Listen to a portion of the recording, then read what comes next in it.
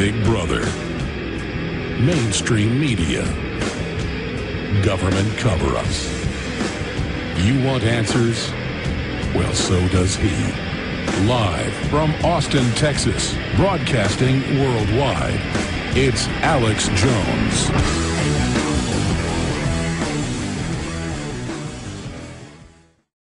Now, joining us from Syria is Doctor of History. He's an economist, and he's also very brave. He's a best-selling author.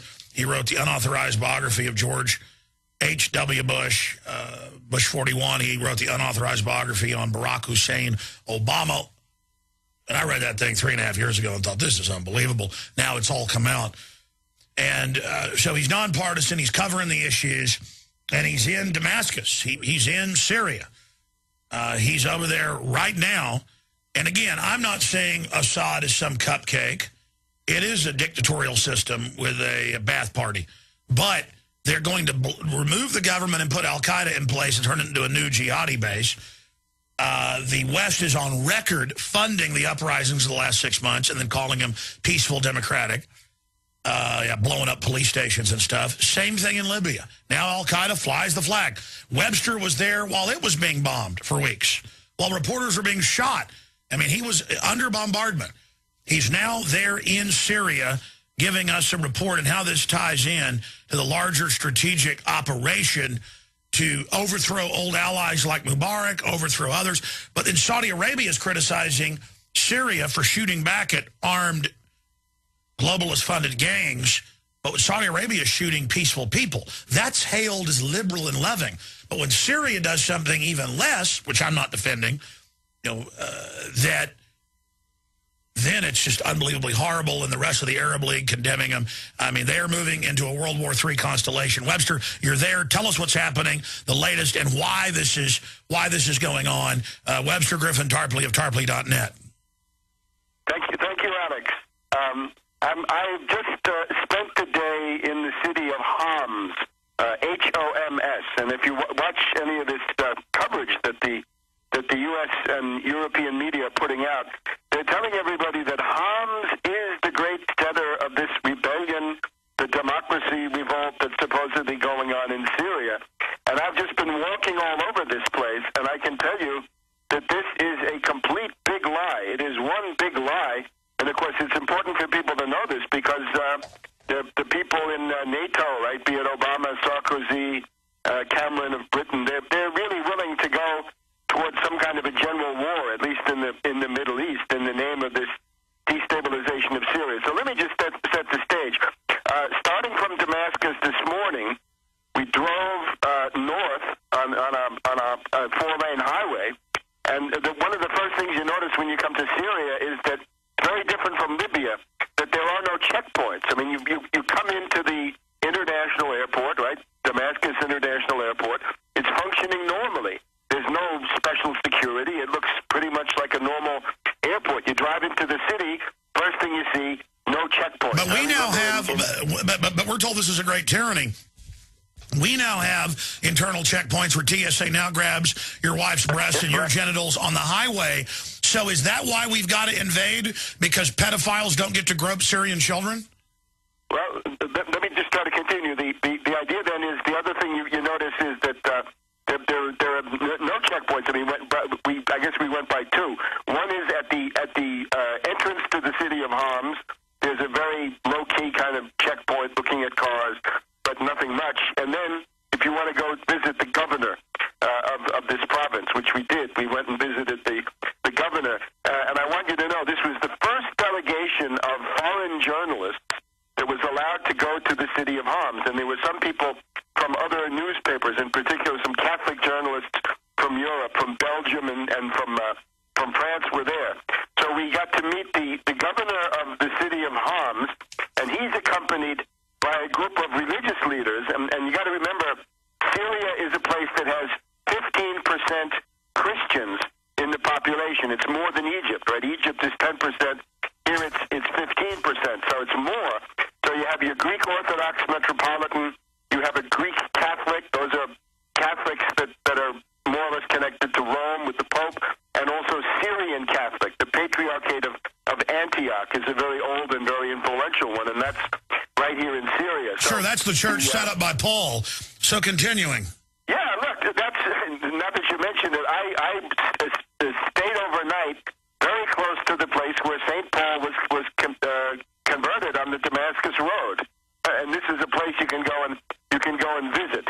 So the governor tells us there's a huge plot, a huge conspiracy against Syria, and the religious leaders basically say the same thing.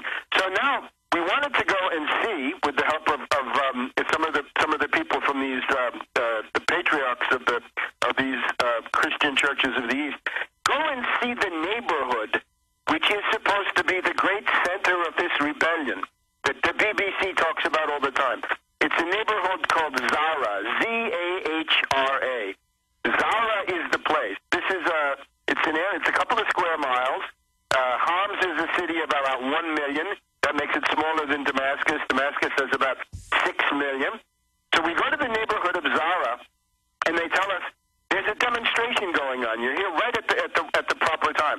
So we go to see this demonstration, expecting to see people attacking Assad and attacking the government, right? Because that's what the international media have told you is actually going on. This is a demonstration which is pro-Assad.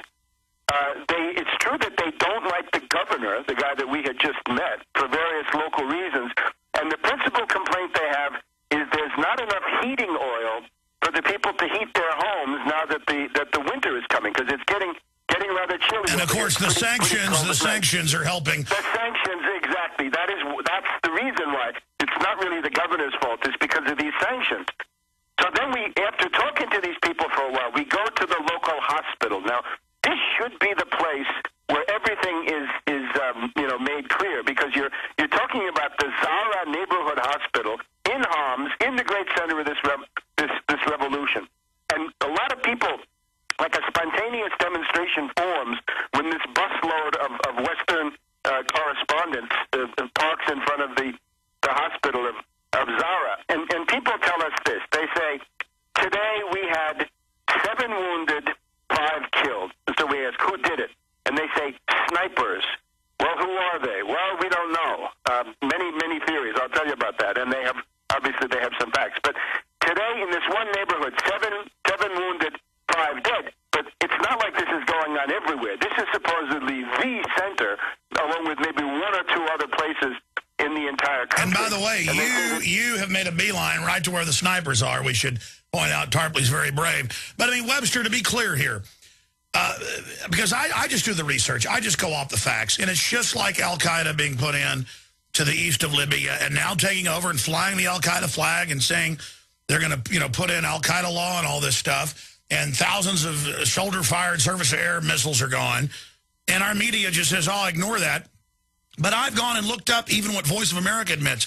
It is armed groups that pop up sometimes in clear Western CIA uprisings, shoot people, and our media calls them democracy activists.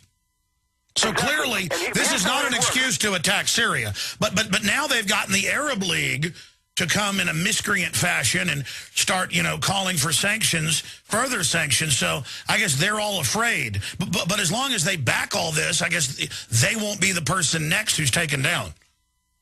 But what the people say is this. In other words, I spent the last couple of hours in the middle of a crowd of a couple of hundred people who wanted to be heard. And anybody who could speak a little French or a little English would come to the fore, and they wanted to be heard because there were some television cameras and people were asking questions. So this was their chance to be heard. Again, it's the first group of foreign journalists to come into the city of Homs.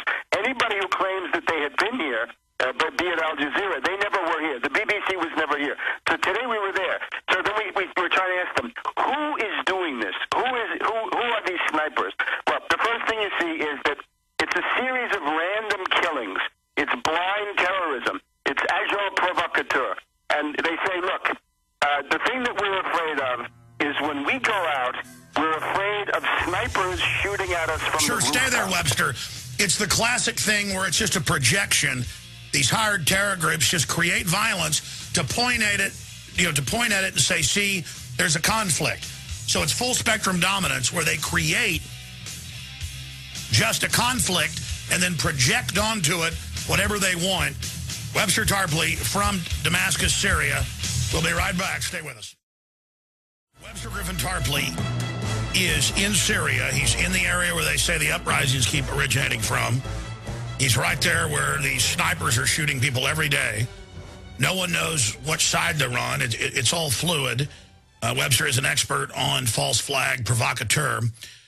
Continuing, and because I know you're there, you can tell people what's really happening, but separately, Webster, then let's look at the larger geopolitical of why this is happening now and what the end game is. Please continue. Let me just tell you what these people say, because I think this is what's really unique about this.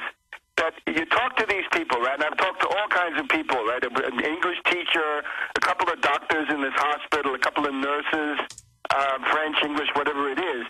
And here's what you ask them, who is doing this? And again, it's random killings. So first of all, they say there's no pattern to what they do. They kill Christians, they kill Muslims. Among the Muslims, they kill Sunnis, they kill Alawites, they kill others. They kill people who don't have any particular religious identity. They kill members of the army. 5 terrorists today got together and killed 1 soldier in this Zara neighborhood. So you keep pressing them and you say, all right, who's doing it? Who's doing it? And they say, here's where they think it comes from. The governor says that most of the killers that he sees are actually Syrians.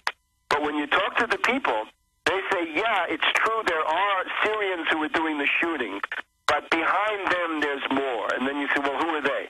And they say, Saudi Arabia is providing the money. Turkey is providing a lot of the help. Turkey is not that far from here. And then how about some more? They say Qatar, right? The wonderful homeland of Al Jazeera television. That Qatar is heavily involved. So it's the same crew that NATO used to soften things up with Gaddafi. In Libya, exactly. United Arab Emirates, important. They also say the Hariri faction of Lebanon, Rafiq Hariri the Younger. And they say, watch out for Hariri. His mother is from Saudi Arabia. This is a bad apple. Rafiq Hariri is also a part of it. And, of course, Lebanon is also very, very, very close. And then some of them, if you keep prodding, they'll say, yeah, and the CIA, of course, and Mossad, and others, right? NATO, other forces in Europe. So they'll also tell you these people are they're the Muslim Brotherhood. They're people who may have been in Al-Qaeda, or they're Salafists. Salafists is just another brand of this extreme religious fundamentalism. Some of them just say those are fundamentalists and anathematizers. In other words, they're religious sectarians who say that everybody's bad except them. The governor talked a lot about mafia, organized crime, and you got the idea, drug pushers. So it looks to me like this has been thrown together. But the finding that I would have to make at this point, after having really heard a lot of very important first-person testimony, this problem is in the hundreds. It's not more than several hundred of these killers, with a certain amount of backup. Now, how much that is hard to say. I asked some very intelligent people in this hospital today, what should the Syrian government do? And they say simple: send more army troops. They say, we want soldiers on the roofs of the houses, on the top floors of apartment houses. We'd like to have some tanks in the streets, but above all, we'd like to have some soldiers on the roof. Because if the soldiers get up on the roof, then the snipers can't go there, and they can't do it. I was talking to a young woman doctor who was about to walk home, and as she walks home, she's got to worry about getting shot. Like, you're just getting shot. I was shown a picture of a 3 or 4-year-old girl who was shot dead in an automobile with her mother and some other little girls. Now, there is one exception to this sniper rule, which is that kidnappings do go on, and there are significant kidnappings going on. The kidnapping is often a prelude to a murder. I visited with this group a bereaved family, and their son had been killed. Their son was a taxi driver. These were Alawites. They belonged to the same ethno-religious group as the Assad family, but these were people. Right? The guy was a taxi driver. So he was kidnapped by these, as they said, fundamentalists. People with beards is often what you hear too. He was kidnapped and then he was murdered. In other cases, bodies have been dismembered. into dozens of parts. There are also stories that I won't go into maybe now, but about the mutilation of women victims. Yeah, but let me just stop you. We'll get into that when we come back. And you're joining us from Syria. Dr. Webster Tarpley joins us.